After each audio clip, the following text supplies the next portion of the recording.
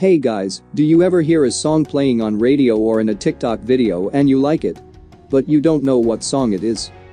Well, today I'll show you a feature in your device which helps to quickly recognize a song. If you have iOS 14, you can find a song by adding the new music recognition feature to your control center.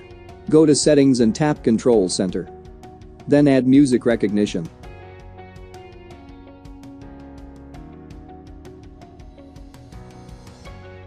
When you hear a song, just open up the control center and tap on the Shazam icon and make sure the audio is playing. It will tell you the song in just a few seconds. This even works if you have AirPods connected. The sound doesn't need to be playing out loud. You can also search the lyrics of the song in Apple Music.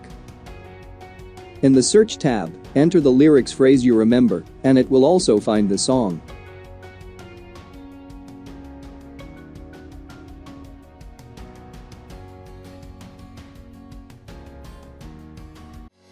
Thank you guys for watching our video.